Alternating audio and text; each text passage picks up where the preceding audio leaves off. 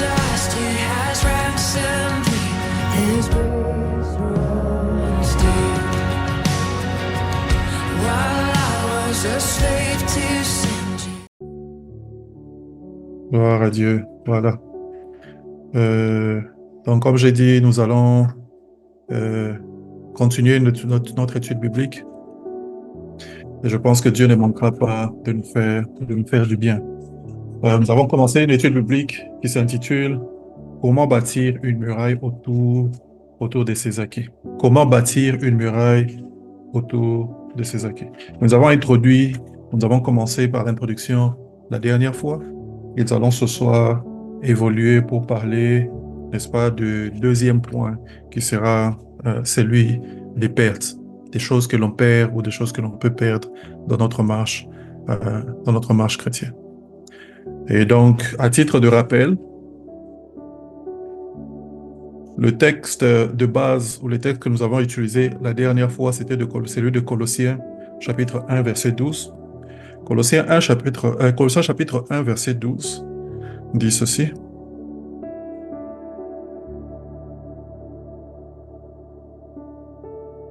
Je crois que c'est le texte qui dit que nous avons été bénis de toutes sortes de bénédictions spirituelles dans les lieux célestes. Ah non. Rendez grâce à Dieu qui nous a rendus capables d'avoir part à l'héritage des saints dans la lumière.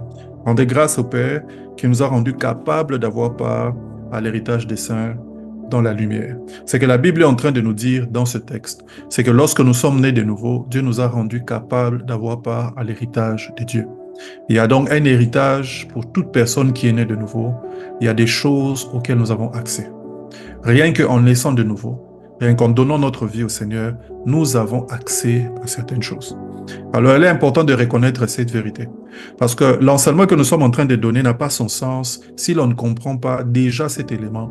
L'élément selon lequel, lorsque nous sommes venus à Dieu et que nous lui avons donné notre vie, lorsque nous nous sommes convertis, Dieu n'a pas seulement vidé notre vie du péché, n'a pas seulement effacé nos péchés, Dieu a aussi mis des choses en nous. Il a rendu disponibles certaines choses en nous. Il a écrit, n'est-ce pas, un titre, n'est-ce pas, de cession concernant certaines choses, n'est-ce pas? Nous sommes entrés en possession de certaines choses en naissant de nouveau. Et cette réalité, il faut l'accepter. Cette réalité, il faut l'accepter. Vous voyez? Lorsque nous sommes venus à Christ, nous avons reçu la vie éternelle, n'est-ce pas? Nous avons reçu la vie éternelle. Mais lorsque nous sommes venus à Christ, avec la vie éternelle, nous avons reçu beaucoup de choses. D'ailleurs, dans la Bible, lorsque nous faisons une étude sur la réalité de la vie éternelle, nous comprendrons que la vie éternelle, n'est pas seulement le fait de vivre longtemps, mais c'est aussi avoir une vie de qualité, avoir une bonne vie, n'est-ce pas? La vie éternelle, c'est aussi beaucoup de choses qui sont à l'intérieur que nous recevons, n'est-ce pas? Lorsqu'on parle de la vie éternelle, on parle d'un concept, ou lorsqu'on parle du salut, on parle d'un concept comme celui de la rédemption. Le concept de la rédemption inclut, par exemple, la délivrance, inclut les pardons des péchés, inclut beaucoup de choses de ce genre, n'est-ce pas? Donc, lorsque nous naissons de nouveau, il y a beaucoup de choses qui sont faites dans la vie. Nous avons reçu le pardon des péchés. Nous avons reçu la rédemption, c'est-à-dire que nous avons été rachetés, n'est-ce pas, sur le marché de l'esclavage, n'est-ce pas, du diable, n'est-ce pas, et du péché. Nous avons été amenés, n'est-ce pas, dans la lumière et nous sommes sortis des ténèbres, n'est-ce pas? Lorsque nous sommes nés de nouveau, nous sommes devenus une nouvelle création, n'est-ce pas? Les choses anciennes sont passées. Lorsque nous sommes nés de nouveau, Dieu nous donne sa paix. Et la Bible dit, je vous donne ma paix. Je ne vous la donne pas comme le monde la donne. Nous avons reçu la paix de Dieu lorsque nous naissons de nouveau. Oui, lorsque nous naissons de nouveau, il y a beaucoup de choses que nous recevons. La délivrance, n'est-ce pas? La guérison, ainsi de suite. Nous recevons beaucoup de choses en naissant de nouveau. Et il est important alors que nous sommes en train de commencer cet enseignement, que l'on comprenne déjà d'entrée de jeu qu'à la nouvelle naissance, nous avons reçu des choses, n'est-ce pas? Et ce n'est pas comme si tu commences ta vie chrétienne et tu commences maintenant ta bataille pour recevoir des choses. Non. Non. Quand tu es né de nouveau, Dieu t'a donné des choses. Ça veut dire qu'il nous a rendus capables d'avoir part à l'héritage de ça. Tu es né, Dieu t'a donné des choses. n'est-ce pas? Il t'a donné la vie éternelle. Nous avons lu le texte la fois passée, n'est-ce pas, dans 1 Jean, où Jean est en train de dire, n'est-ce pas, c'est lui qui a le Fils à la vie. Que c'est lui qui a le Fils à la vie. Il n'est pas en train de dire que celui qui a le Fils va commencer à quémander pour avoir la vie. Va commencer à supplier pour avoir la vie. Non. C'est lui qui a reçu le Fils à la vie. Il a reçu le Fils à la vie. N'est-ce pas? Ça change notre perspective et notre façon de vivre lorsque nous comprenons, n'est-ce pas, que ces choses, nous les avons déjà reçues. Que ces choses, nous avons déjà obtenu, n'est-ce pas, un titre, n'est-ce pas, de propriété. Nous en avons obtenu un titre de propriété. Que ces choses ne sont pas des choses pour lesquelles nous devons nous battre, mais ce sont des choses que nous devons plutôt reconnaître. Et cela m'amène au prochain point de rappel que je voudrais faire, n'est-ce pas? Dans Philémon, chapitre 1, il n'y a qu'un seul chapitre, au verset 4 au verset 7. Le verset 6, c'est celui qui nous intéresse. Nous avons lu la dernière fois, et je vous ai expliqué que dans les versions françaises, le texte a été mal traduit. Quand vous lisez les versions anglaises, vous avez une meilleure traduction de ce que l'on veut dire là-bas. En fait, c'est que la Bible est en train de dire, n'est-ce pas, qu'il est en train de dire que votre participation à la foi devienne effective par la reconnaissance des bonnes choses que nous avons reçues en Christ. C'est comme ça que le texte devrait être traduit. Quand vous lisez en français, c'est différent. Il dit, votre participation à la foi doit devenir effective, n'est-ce pas, par la reconnaissance des bonnes choses que vous avez reçues en Christ. Ouais. J'espère que vous arrivez à me suivre. Hein? Oui, mais c'est Philémon. Et je vous ai dit que le texte n'avait pas été bien rendu. Tu peux lire et puis on va y aller. Je veux lire en anglais pour nous. Ben, si c'est exactement ce que je vois, il est écrit ici, je rends continuellement grâce à mon Dieu, faisant mention de toi dans mes prières. Est-ce que c'est ça ou... Et dans Philémon ou Philippiens? Il est écrit ici, épître de Paul à Philémon. Verset... Continue 4, au verset hein. 6. C'est le verset 6 qui nous intéresse. Ah, mais c'est pas 4 alors. Okay. Non, c'est 4 à 7, mais je vous ai dit le verset 6, c'est celui qui nous intéresse. 6. Je lui demande que ta participation à la foi soit efficace pour la cause de Christ, en faisant reconnaître en nous toute espèce de bien. Exact. C'est ça le texte. Quand vous lisez ce texte, vous vous rendez compte qu'il est un peu ambigu. Je lui demande que ta participation à la foi soit efficace pour la cause de Christ, en faisant reconnaître en nous toute espèce de bien. Mais quand vous lisez en anglais, la Bible dit « I pray ». Je crois, Norbert, tu comprends l'anglais, j'ai trop aussi. Oui, je comprends aussi. Ok. La Bible dit I pray that your partnership with us in the faith may be effective in deepening your understanding of every good things we share for the sake of Christ. Ça, c'est ce que l'on dit dans une des versions en anglais. Mais quand vous lisez, je vais essayer d'ouvrir une version un peu plus traditionnelle, King James. Je vais lire King James. King James dit ceci. La version King James dit ceci. Et dit that the communication of thy faith may become effectual by the acknowledging of every good thing which is in you in Christ. La version King James essaye de rendre la façon la plus précise possible ce que l'on est en train de dire dans le grec. Dans la version Louis II, parce que on ne comprend pas très bien qu'est-ce que l'on veut dire là-bas, on a voulu un peu le rendre un peu plus fluide, n'est-ce pas? Et vous pouvez le voir dans plusieurs autres versions. La Bible dit, dans la version anglaise, je traduis cette fois-ci, que ta communication, là on dit your communication, n'est-ce pas? C'est le mot koinonia qui veut dire communion, participation, n'est-ce pas? Ça veut dire beaucoup de choses. Il dit que ta communion à la foi devienne effective, n'est-ce pas? Par la reconnaissance, n'est-ce pas? La compréhension, la reconnaissance de toutes les bonnes choses qui sont en toi en Christ. Donc, qui sont en toi tout en étant en Christ. Donc, c'est que la Bible est en train de dire, quand on va de la fin au début, on affirme que tu es en Christ et que, étant en Christ, il y a des bonnes choses qui sont en toi. Mais maintenant, on est en train de dire que ta foi va commencer à devenir effective, c'est-à-dire que ce qui est apparent, ou ce qui n'est pas clair aux yeux de tout le monde, ce qui est encore spirituel, va commencer à devenir effective, c'est-à-dire ça va commencer à se faire voir, se manifester, ça va commencer à porter des fruits lorsque tu vas commencer à reconnaître les choses, les bonnes choses qui sont en toi, par le fait que tu es en Christ. Et c'est ce que ce texte est en train de dire. Donc, il affirme déjà la première chose que nous avions voulu dire au départ. C'est que lorsque tu es venu en Christ, tu as reçu des choses. Quand tu es venu à Jésus, tu as reçu des choses. Tu n'es pas venu et retourné vide. Tu es venu et Dieu a mis quelque chose contre toi. N'est-ce pas? Ayant reçu quelque chose, la Bible maintenant est en train d'affirmer le fait que tu peux avoir reçu ces choses, mais ces choses ne sont pas effectives, elles ne sont pas visibles. Pour qu'elles soient visibles, la première chose, c'est que toi, tu dois commencer à reconnaître ça. Je suis une nouvelle création. Je ne suis plus la même personne. N'est-ce pas? J'ai reçu la vie de Dieu. N'est-ce pas? J'ai reçu la délivrance. Je ne suis plus sous les chaînes. Tu reconnais ces choses-là. Jésus marche avec moi. N'est-ce pas? Je suis dans la lumière, je ne suis plus dans les ténèbres. Tu reconnais ces choses. Et la Bible dit que ta participation, ta communion à la foi, le fait que tu es dans la foi, devient effective en reconnaissant ces choses. Et ça, c'est un point important. Ça, c'est une chose importante. Et la dernière fois, nous avons commencé à lire des textes où on montre des choses que nous avons reçues. Un des textes les plus simples, c'est n'est-ce pas, 1 Corinthiens 5, 17. La Bible dit, n'est-ce pas, la Bible dit que celui qui est en Christ est une nouvelle création. Les choses anciennes sont passées. Et il dit, si quelqu'un est en Christ, il est une nouvelle création. Nouvelle création vient du mot grec kainos.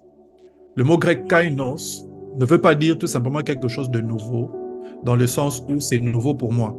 Peut-être pas pour Tania, mais Tania me donne, ah ça c'est nouveau pour moi. Non, c'est pas ça que ça veut dire. Nouvelle création veut dire que... 1 Corinthiens 5, 17. C'est 1 Corinthiens 5, 17 ou 2 Corinthiens 5, 17? Qu'est-ce que tu as vu? 1 Corinthiens 5, 17 s'arrête à 12 ans. 2 Corinthiens. 2 Corinthiens 5, 17. 2 Corinthiens 5, 17. Merci, sœur. Merci d'avoir vérifié aussi, hein, frère. Donc, 2 Corinthiens 5, 17.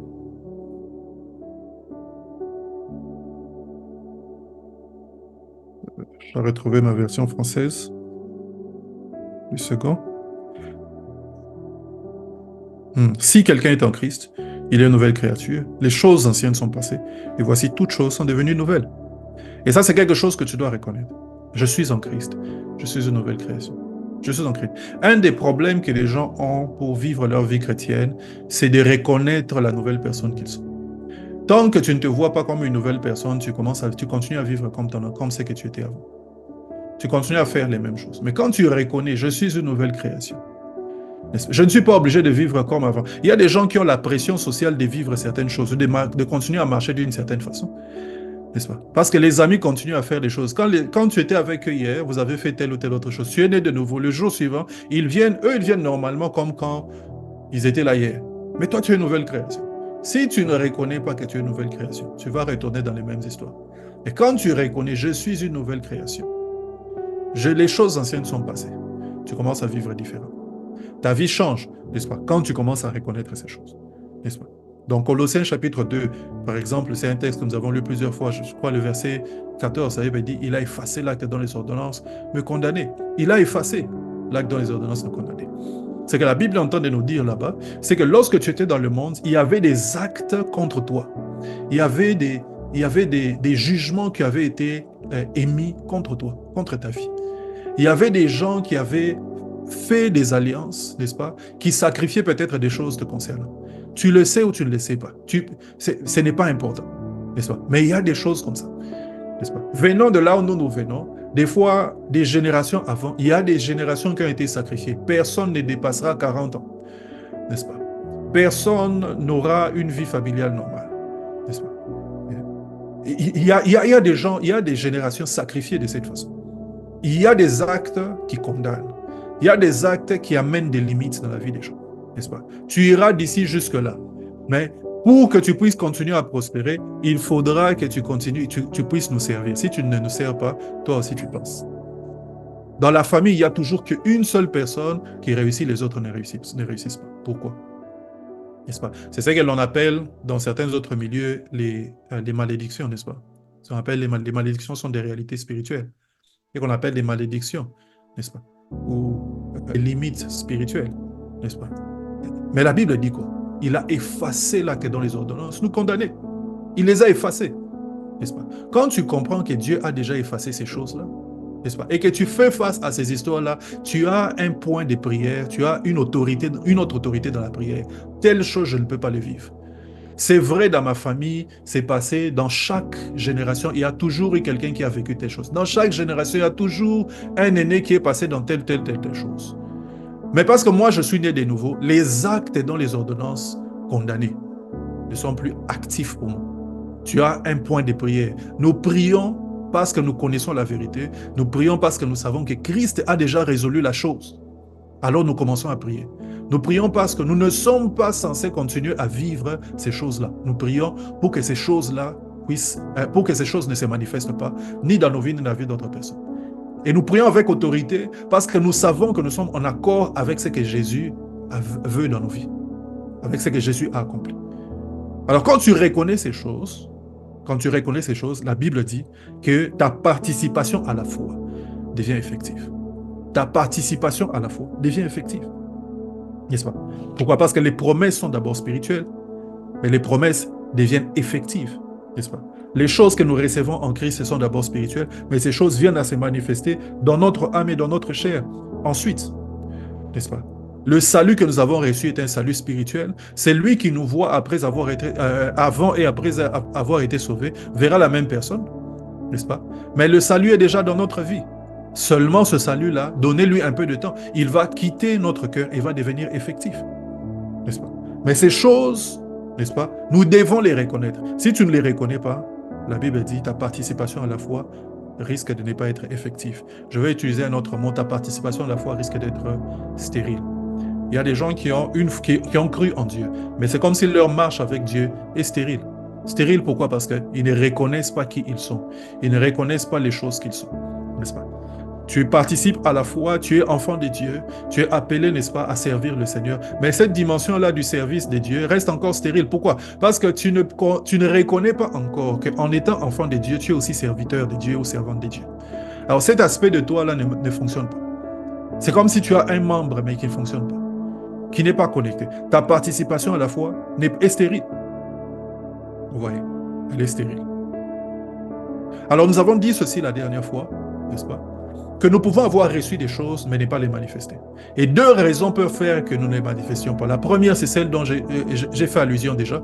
Le fait que nous ne reconnaissions pas ces choses-là. Ou le fait que nous ne sachions pas. Tu peux poser la question à haute voix, mon frère.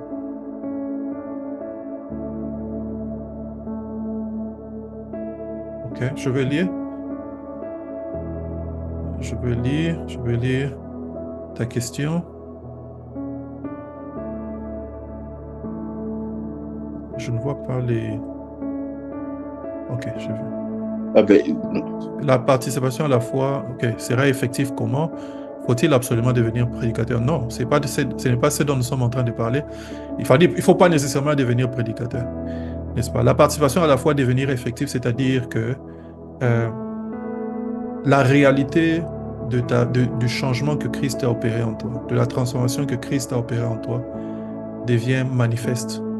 Non seulement pour toi-même qui as obtenu ces choses, mais aussi pour les personnes qui sont autour de toi. C'est ça l'effectivité de cette participation.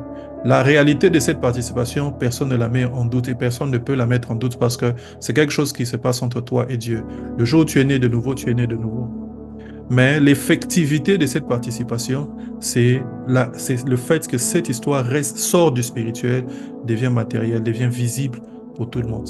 Quand Paul est en train de parler à Timothée, il lui dit que tes progrès soient évidents pour tout le monde. Que tes progrès soient évidents. Dans ta foi chrétienne aussi, on doit sentir qu'il y a des progrès et que tes progrès sont évidents pour tout le monde.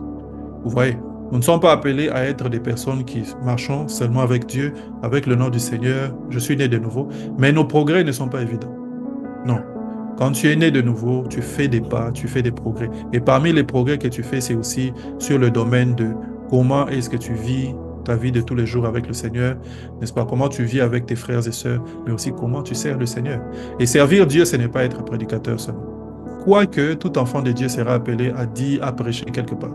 Parce que nous avons tous reçu l'appel d'aller et témoigner la bonne nouvelle. comprends, mon frère Norbert? Très bien, pasteur. Très bien. À cause de cet appel que nous avons, de cette mission que nous avons reçue, à les fêtes de toutes les nations, il n'y a personne ici qui doit donner des raisons quand il s'agit d'annoncer l'évangile. Nous devons plutôt nous préparer tous les jours à être prêts à annoncer l'évangile. Si nous sommes, n'est-ce pas, en position d'annoncer l'évangile, nous annonçons. Avec le peu que nous connaissons, avec les moyens que nous avons. Christ est vivant, Dieu existe, n'est-ce pas? Faites-lui confiance. Ah non, toi tu es une personne qui est du siècle passé ou qui vit encore avec la mentalité d'il y a 5 siècles. Il n'y a pas de problème, mais je t'informe que le monde ne s'est pas créé lui-même, le monde n'est pas venu d'un hasard, le monde a été formé par Dieu.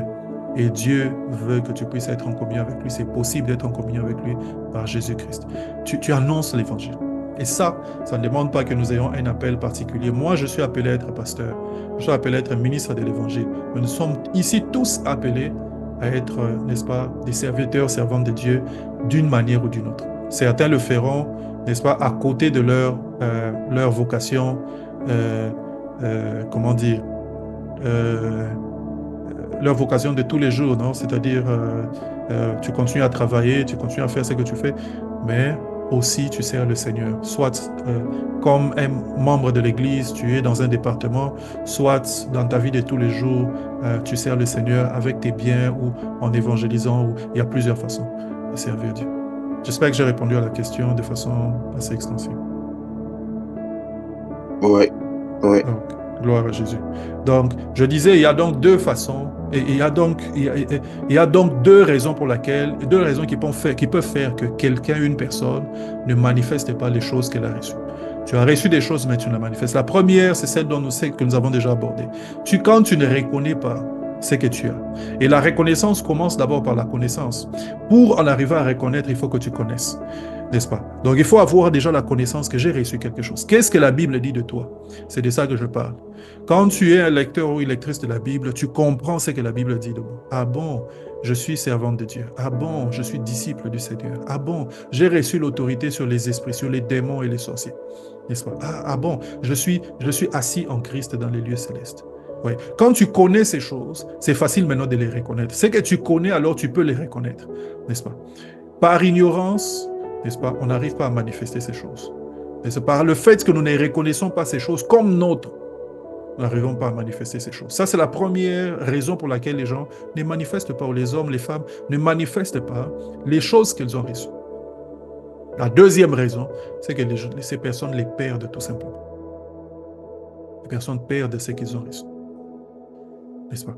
La première raison, c'est que tu as reçu, tu ne connais pas, tu ne sais pas que tu as reçu, et tu ne sais pas reconnaître cela. La deuxième raison, c'est que tu as reçu, mais tu as perdu. Et les pertes, ou la notion des pertes dans les choses spirituelles est une notion réelle. Nous les expérimentons un jour ou l'autre, alors que nous sommes en train d'avancer avec le Seigneur. Ouais. Il faut savoir que dans ce domaine-là, n'est-ce pas, les choses que tu reçois de Dieu seront toujours challengées. Même si c'est Dieu qui t'a donné, ces choses-là seront challengées. Le diable essaiera d'y mettre la main. Tu as été sauvé, n'est-ce pas? Le diable essaiera de toucher à ta vie, essaiera de toucher à ton salut, essaiera d'amener le doute, essaiera de te ramener dans les anciennes choses, n'est-ce pas? Tu te sanctifies, le diable essaiera de t'amener, n'est-ce pas, dans le péché, n'est-ce pas? Tu es en train de servir Dieu, le diable essaiera de t'amener, n'est-ce pas, à renier cet aspect de toi. Il y a des gens qui n'arrivent pas à servir Dieu tout simplement parce qu'ils ont la culpabilité dans leur vie, par exemple. J'ai parlé avec plusieurs personnes dans le passé, et certaines personnes me disent, je sais que je peux servir Dieu, je sais que je dois servir Dieu. Mais à un moment dans ma vie chrétienne, j'ai avancé, et puis voilà, il s'est passé quelque chose. Depuis que cette telle chose s'est passée, je ne me sens plus digne de servir. Je n'ai plus l'impression que je dois, moi, avancer. J'ai l'impression que le jour où je commencerai à servir Dieu, ces choses-là apparaîtront devant les gens, et je ne saurai plus, ça va amener la honte. C'est exactement ce que le diable veut. Le diable ne veut pas que tu saches que Dieu a dit que je pardonnerai tes péchés, j'effacerai tes péchés et je ne m'en souviendrai plus. Dieu a dit dans sa parole que le jour où il effacera, il ne se souviendra plus de tes fautes. J'ai dit un jour à un frère, si tu as demandé pardon à Dieu pour quelque chose que tu as fait, si tu viens vers lui encore et tu lui dis, Seigneur, telle chose que j'avais faite, il va te demander de quoi est-ce que tu es en train de parler. Parce qu'il a dit en promesse. Il a dit que quand il effacera, il ne se souviendra plus de ces choses. Et le diable ne veut pas que tu saches ça. Mais quand tu reconnais que le pardon de Dieu va jusqu'à ce niveau-là, tu vis avec une vie, comment dire, tu vis avec la paix dans ton cœur. Tu vis en paix, tu sers Dieu en paix. Même si les choses que tu as faites dans le passé apparaissent, tu n'en as même pas honte parce que tu dis, ce n'est plus moi. Ces choses-là, l'ancien, là, moi, avait fait ces choses. Moi, là, je n'ai jamais fait. Je suis une nouvelle création. Tu vis en paix. Je me suis retrouvé il y a quelques années à Kinshasa avec un de mes fils dans la foi, le pasteur Papi Kandolo. Et quand il était né de nous, quand il s'est donné, il a donné sa vie au Seigneur, il y a beaucoup de personnes qui doutaient que lui pouvait changer. À cause du type de vie qu'il était en train de mener. Il vivait une vie de désordre impossible. Et dans tous les cas, si on le connaît. C'est quelqu'un de bien. Tout le monde l'aime.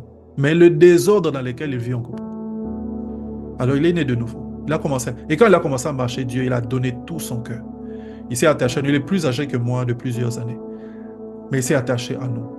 On passait beaucoup de temps ensemble. On priait ensemble, partageait la parole de Dieu. Mais pendant une période de sa vie, il y a des choses qui n'avaient pas encore changé. Parmi les choses qui n'avaient pas changé, son habillement. N'est-ce pas? Il m'était... Comprenez, hein, je parle dans un contexte quinois. Il mettait des bras cassés, culottes, ainsi de suite. Ici en Europe, tu mets bras cassés, culottes, personne ne s'en occupe. À Kinshasa, en tant que frère, non, ça passait pas. Il me mettait des bras cassés. Et je me souviens, un frère était tout le temps en train de me dire, mais il faut dire à ce frère, non, on s'habille pas comme ça quand même. Et moi, je disais toujours à ce frère, je dis, donne-lui le temps. Il vient de naître de nouveau. Donne-lui le temps, ça va passer. Alors, ce dont je voulais vous parler, c'est qu'une fois, on s'est retrouvés dans un coin, on était en train de parler, et un de ses anciens amis est passé et nous a vus. Il a dit, ah, Pichen, on m'a dit que toi, tu t'es converti. Papi, on m'a dit que tu t'es converti. Sur la route, tout le monde entendait, un peu comme pour s'étonner. On m'a dit que tu t'es converti, toi, tu t'es converti. Le monsieur n'avait pas de mauvaises intentions. Je suppose que dans leur amitié, ils avaient une façon de se parler. Alors, mais le frère Papi était embarrassé. Il se sentait mal. Il s'est approché de lui calmement pour lui parler, pour lui dire non, mais tu vois, il a essayé un peu de le calmer et tout ça. Et le monsieur aussi s'est calmé un peu, ils se sont séparés. Plus tard, il me raconte, il me dit, mais vraiment, est-ce que moi, je ne peux pas me convertir? Est-ce que moi, quelqu'un comme moi, c'est comme si vraiment moi, je ne pouvais pas me convertir. Le diable fera toujours en sorte, n'est-ce pas, de te rappeler ces choses. N'est-ce pas? Il fera toujours en sorte de te rappeler. Alors, j'étais en train de dire, quand tu te sanctifies, n'aie pas l'impression que c'est quelque chose que tu as qui restera comme ça. C'est que tu as, le diable cherchera à le challenger, cherchera à te l'enlever. Tu as aujourd'hui la paix, tu marches dans la paix. Le diable cherchera à l'enlever. Tu es dans ton couple, les choses sont en train d'avancer. Tu es en paix, les choses sont en train d'avancer. Sache que le diable cherchera à enlever. Ce sont des choses que Dieu t'a données. Mais le diable cherchera à enlever ça. Tout ce que l'on a sera challengé. Mais pas seulement le diable, nous-mêmes aussi par inadvertance, nous pouvons perdre parce que nous n'avons pas agi de la bonne manière. Tu peux perdre les choses que tu as reçues. Et une des histoires... Oui, l'habillement est certainement une histoire culturelle. Ça n'a rien à voir avec la foi. C'est pour ça que j'ai insisté sur la question du fait que ça se passait à un certain endroit. Mais dans cet endroit, n'est-ce pas, et dans ce milieu-là, évidemment, ou dans un milieu dans lequel tu te trouves, il est important de respecter la notion de la décence selon ce milieu. Il y a une notion de la décence universelle que tu ne manqueras jamais. Donc, si tu es décent ou décente d'une certaine façon, peu importe où tu vas, on reconnaîtra que tu es décent. Mais il y a au moins un certain niveau que l'on ne dépasse pas selon les milieux dans lesquels on se trouve. Moi, j'ai été dans un milieu en Afrique du Sud où le pasteur venait prêcher en culotte et en babouche. Donc, il est venu le dimanche, il met une culotte, chemise avec babouche, il prêche normalement. Les gens venaient aussi en culotte, ainsi de suite. C'était le milieu des fermiers sud-africains là-bas. Et ça ne choquait personne, ça ne mettait même pas un problème. Mais les mêmes habillements, quand vous les emmenez ailleurs, Ça va choquer terriblement. Et même aujourd'hui, là, moi, j'ai mis un sweater, n'est-ce pas? Je suis en train de prêcher de cette façon. Il y a dans certains milieux, tu t'habilles comme ça en train de prêcher, on te considère. Il faut mettre une cravate, une chemise. Donc, c'est pour ça qu'à un certain milieu, je n'irai pas prêcher comme je suis. Donc, c'est vraiment une réalité culturelle. Alors, je disais donc, une des histoires, n'est-ce pas, qui parle des pertes, c'est l'histoire de Juge chapitre 6, de Gédéon. La Bible est en train de montrer ici que le peuple d'Israël qui vient d'entrer dans la terre promise il y a quelques années, n'est-ce pas? Le livre des Juges se passe un tout petit peu après Josué, n'est-ce pas? Ils viennent d'entrer dans la terre promise, ils ont commencé à pécher. Et à cause de leur péché, les Madianites sont devenus plus forts. Pourquoi? Parce que Dieu les a abandonnés. Le péché a fait créer une séparation entre eux et Dieu. Et les Madianites ont pris le dessus sur eux. La puissance de Dieu qui était pendant la conquête à côté d'eux n'est plus là. Ils se retrouvent dans la terre promise, dans ce que Dieu leur avait promis. Et ils sont même en train de planter, de voir leur moisson, n'est-ce pas, mûrir. Mais chaque fois que leur moisson a mûri, les Madianites venaient et détruisaient tout. Ils sont donc dans la terre promise, mais ils ne jouissent pas des choses de la terre promise. Donc tu peux te retrouver dans la terre promise et ne pas jouir de ces choses. Et ça, c'est un grand malheur. C'est un grand malheur d'avoir les promesses, ne pas jouir les promesses. C'est un grand malheur d'avoir, n'est-ce pas, des choses que Dieu devait te donner, mais tu les perds à cause de ta façon de marcher. Et les Israélites ont perdu, n'est-ce pas, la couverture de Dieu. Ils ont perdu la puissance de Dieu. Ils ont perdu, n'est-ce pas, les récoltes qu'ils avaient. Il y a toutes ces choses, toute l'aura qu'ils avaient, ils ont perdu. Ils l'ont perdu. Tu peux avoir des choses et tu peux les perdre. Et parmi ces choses, n'est-ce pas, il y a des histoires telles que la puissance de Dieu. Tu peux marcher dans la puissance de Dieu aujourd'hui et tu peux perdre ça. Tu peux perdre la joie que Dieu te donne. Or, la joie, c'est quelque chose que Dieu donne. Tu peux perdre la paix. Tu peux perdre l'intimité avec Dieu. Tu peux perdre le zèle, ainsi de suite. Et je parlerai aussi comme une porte ouverte. Tu peux aussi perdre le salut. Je sais qu'il y a un grand débat autour de la question du salut, mais j'ouvre ça comme un point doctrinal à la fin de ce point. Peut-être pas aujourd'hui, la session prochaine, n'est-ce pas? J'ouvre ça comme un point pour vous montrer dans quelles conditions est-ce que le salut peut être perdu. Il y a des gens qui disent on ne peut pas perdre le salut, peu importe ce que l'on fait, parce que nous sommes sécurisés en Christ. Il y a ceux qui disent que quand tu pêches, tu perds le salut. Donc, dans certains milieux, on dit, donc quand tu pêches aujourd'hui, donc si tu as menti, ou si tu as fait de la duplicité, ou il y a quelque chose que tu devais faire que tu n'as pas fait, donc tu as péché, aux yeux de Dieu, tu perds le salut. N'est-ce pas? Dans ces milieux-là, c'est comme s'il y a... les gens perdent le salut tout le temps. Et il faut les retrouver par la repentance, n'est-ce pas? Et par une vie de sanctification continuelle, ainsi de suite. Là. Et le concept même de sanctification, c'est que tu ne poses pas des actes, n'est-ce pas, de péché. N'est-ce pas? Mais vous remarquerez même dans ce milieu-là que lorsque l'on parle de la sanctification, lorsque l'on parle de péché, on commence à distinguer qu'est-ce qui est un péché qui t'amène en enfer ou non. Alors, je vais ouvrir un point là-dessus la session prochaine pour expliquer dans quelles conditions. Moi, je ne suis ni dans l'un ni dans l'autre, je suis quelque part au milieu. Ce que nous disons, c'est que le salut peut être perdu, mais le salut est perdu, n'est-ce pas, et est très difficilement perdu pour quelqu'un qui est réellement né de nouveau. Quand tu es vraiment né de nouveau, tu ne perds pas facilement le salut. Parce que la transformation que Dieu opère dans ta vie, ce n'est pas quelque chose qui peut se perdre comme ça facilement. Alors, j'expliquerai ces choses la session prochaine. Alors, Dieu a prévu deux mécanismes. Je peux poser une question. Vas-y. Est-ce que Judas était né de nouveau ou pas?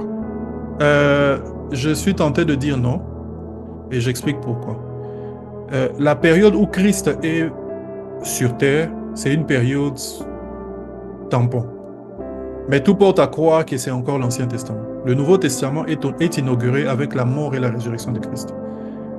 Alors, c'est à ce moment-là que l'on parle de la nouvelle naissance. Avant cela, le concept de nouvelle naissance est un concept qui n'est pas expérimenté. N'est-ce pas? Toutes les personnes dont on parle dans le Nouveau Testament, avant la mort et la résurrection de Christ, sont en train de vivre dans le régime de l'Ancien Testament. Ils sont sous la loi. Et c'est maintenant une période tampon. Pourquoi? Parce que Christ annonce déjà le royaume et il annonce les principes du royaume. Il est déjà en train de leur montrer, n'est-ce pas, que le péché, ce n'est pas ce que tu commets, c'est ce que tu as dans ton cœur. Et le péché, ce n'est pas seulement des choses les actes que tu poses, c'est aussi les pensées que tu as. Christ est déjà en train de révolutionner des choses à ce moment-là.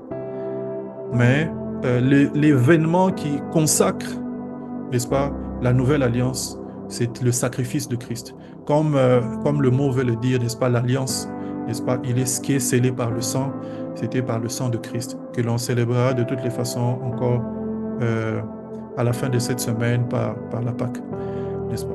C'est cette Pâque-là, la mort de Christ à la croix, qui consacre le début de la nouvelle alliance.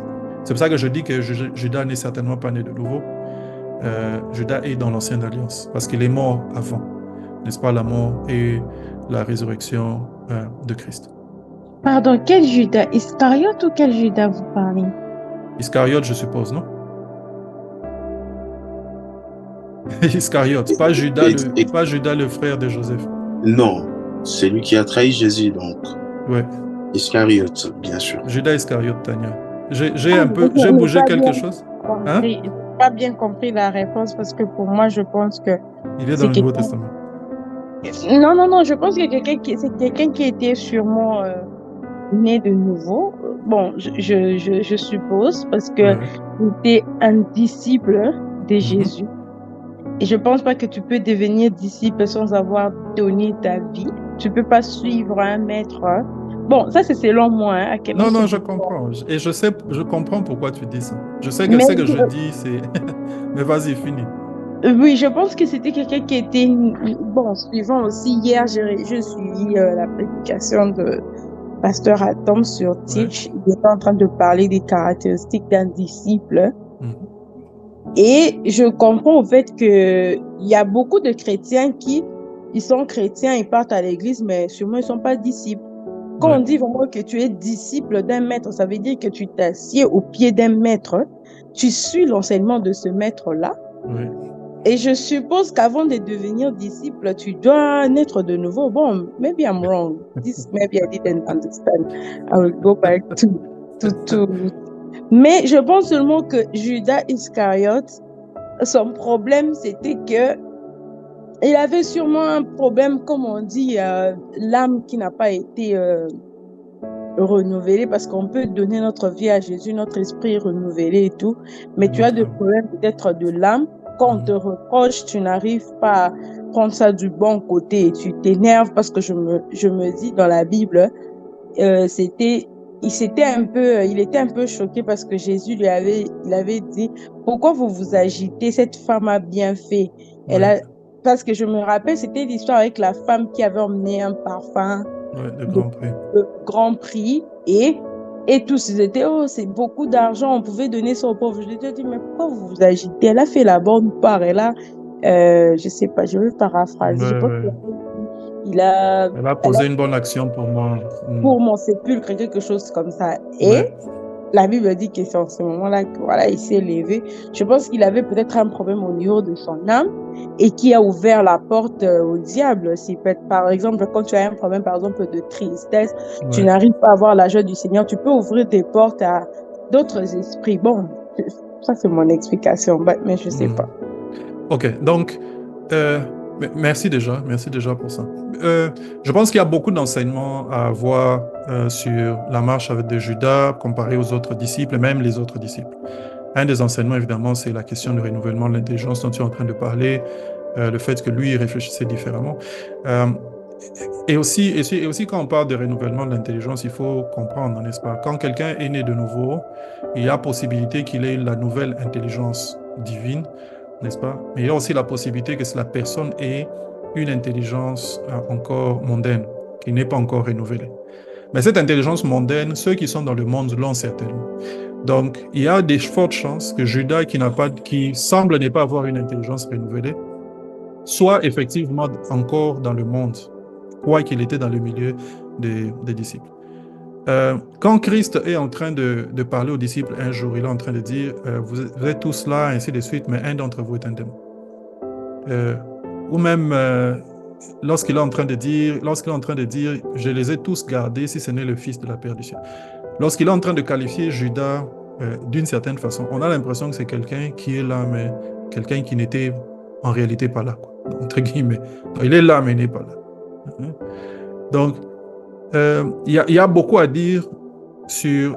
Il y a beaucoup d'enseignements à tirer sur comment est-ce qu'ils ont marché, ainsi de suite, mais sur la question de quand est-ce que l'on peut commencer à dire, ou on peut avoir dit que les gens étaient nés de nouveau, je maintiens ce que je dis avant et j'explique avec d'autres arguments, avec des arguments additionnels. La nouvelle alliance, Tania, quand est-ce que l'ancienne alliance a été scellée?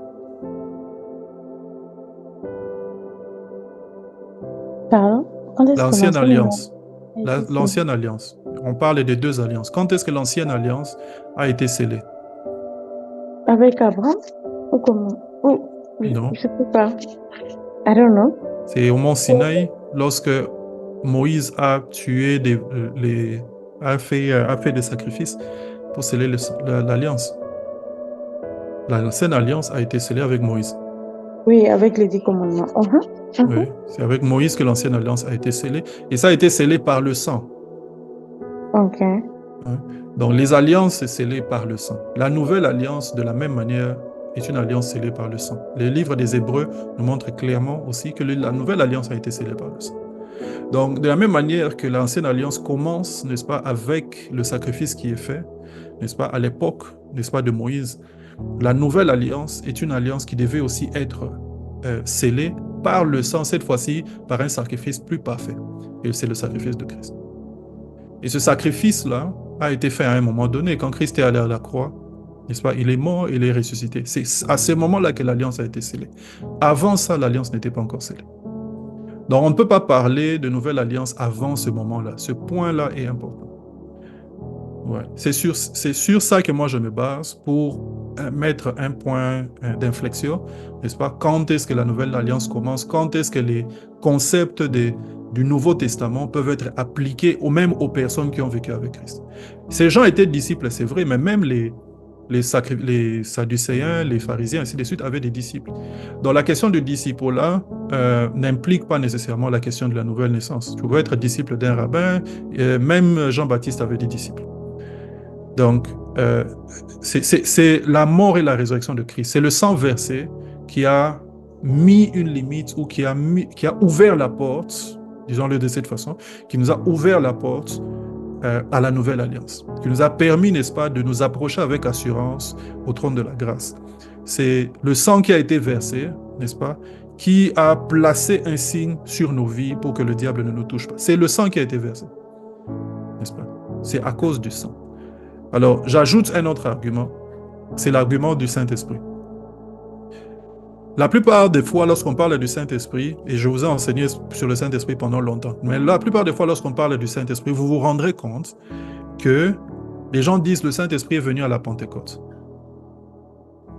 N'est-ce pas?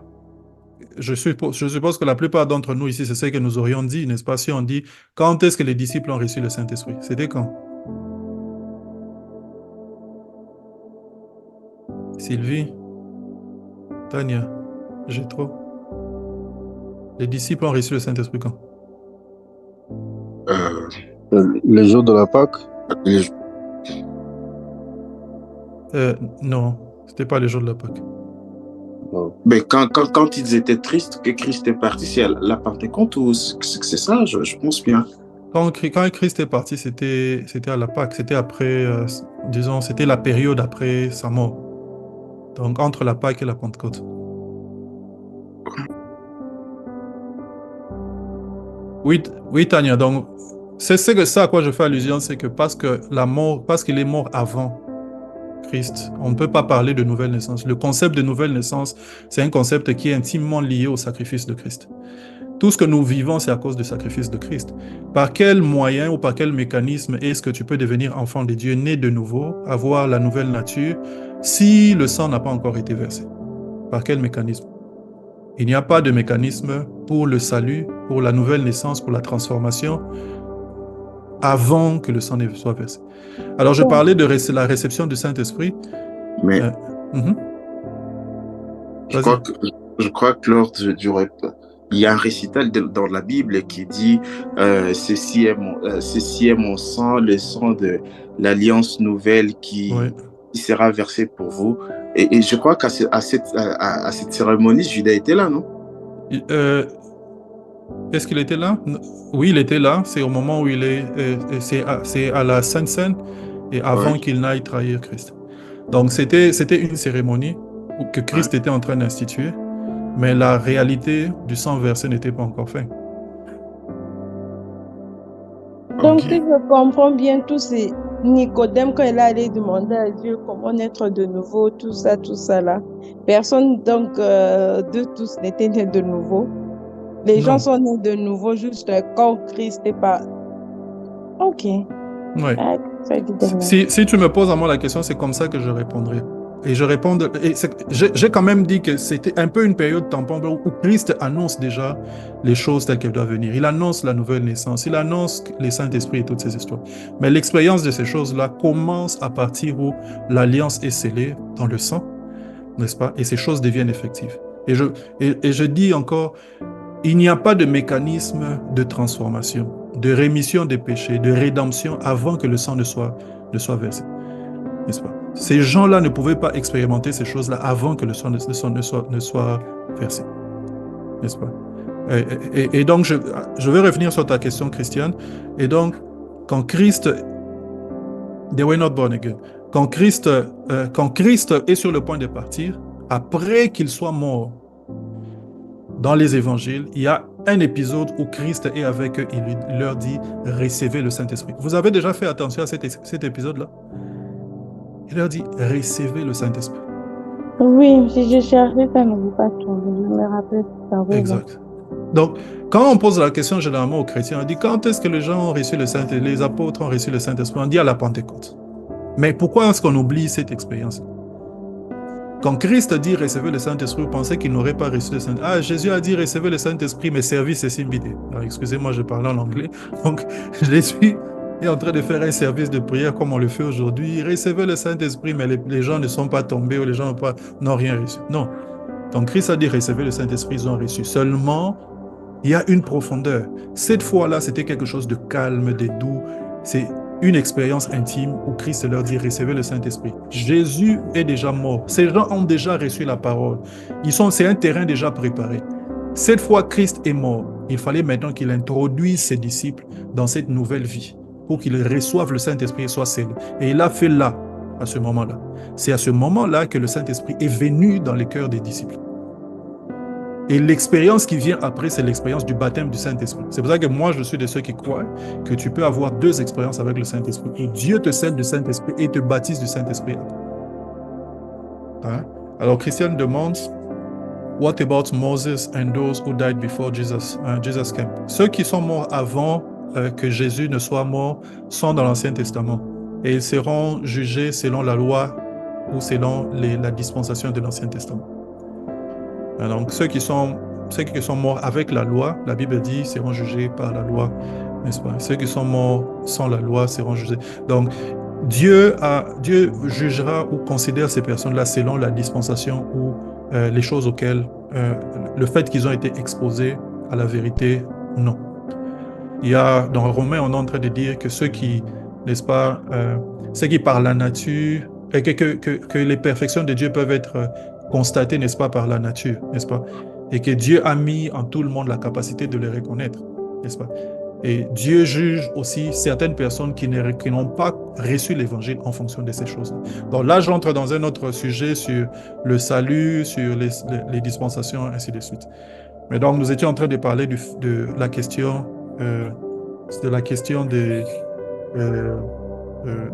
du salut que l'on reçoit, n'est-ce pas, ou des choses que l'on reçoit et des choses que l'on peut perdre. Alors, je disais que Dieu donne deux mécanismes pour conserver ou pour vivre les choses, les promesses ou les choses qu'il nous a données, n'est-ce pas? Le premier mécanisme, c'est qu'il nous enseigne à sécuriser ce que nous avons reçu. Et c'est l'objectif de cet enseignement. Tu as reçu des choses, Dieu peut t'enseigner ce que tu as reçu. Christiane, allow me to answer your question later on, right? I will answer that question once I close this. Donc, il nous enseigne à sécuriser les choses que nous avons reçues. Et la deuxième façon pour Dieu de nous aider à vivre les choses que nous avons reçues, c'est que Dieu a mis en place un système de restauration. Il a mis en place un système de restauration. Donc, les gens peuvent perdre des choses, j'ai dit, à cause de deux choses. Quand tu ne connais pas et que tu ne reconnais pas, c'est la première chose. Et deuxièmement, parce que tu les as perdus. N'est-ce pas? Et Dieu donne deux mécanismes pour que nous puissions vivre quand même ces choses-là. Soit tu sécurises les choses que tu as reçues, et une des façons de sécuriser, c'est de connaître et reconnaître. Soit, n'est-ce pas, si jamais tu as perdu quelque chose, Dieu met en place un système de restauration. Et le système de restauration, c'est que quand tu as perdu quelque chose, des choses spirituelles, tu as la capacité de les retrouver par la puissance de Dieu, comme si tu ne les avais jamais perdues. Oui. Et le but de l'enseignement ici, comme je l'ai dit, c'est de nous enseigner et de nous encourager à conserver, à sécuriser les choses que nous avons reçues, les acquis que nous avons eus à la croix. C'est ça le but de l'enseignement. Sécuriser ce que nous avons reçu.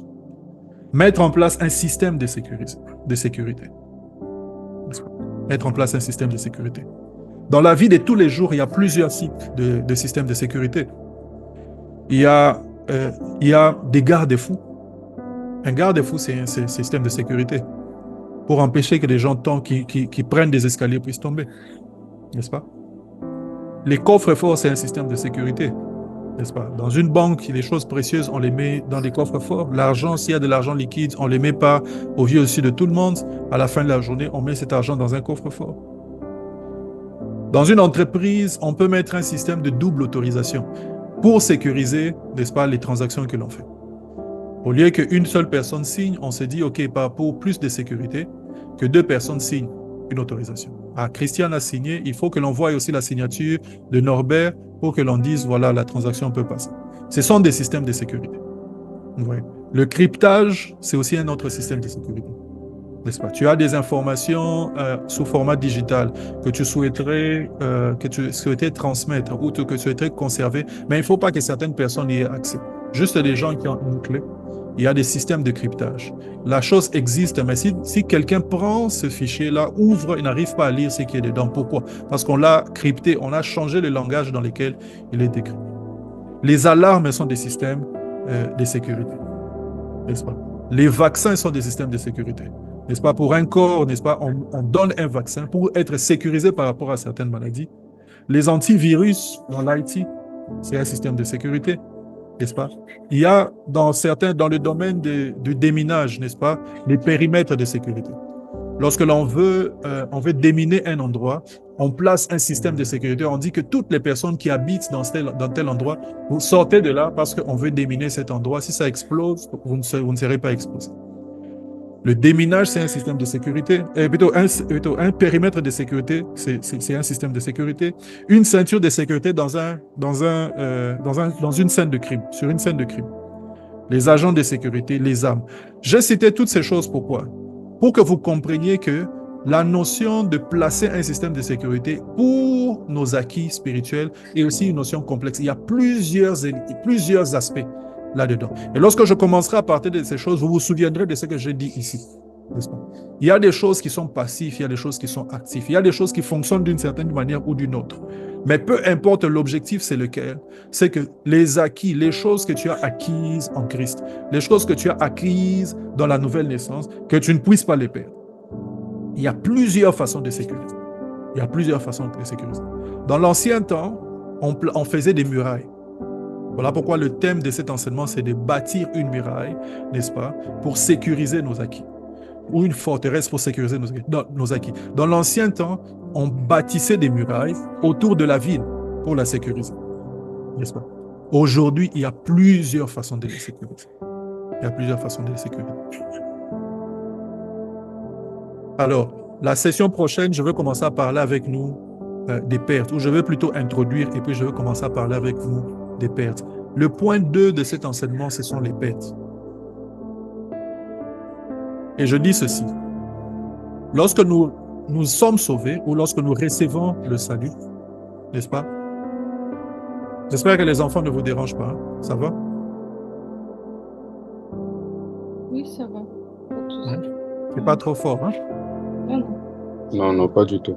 Ok, d'accord.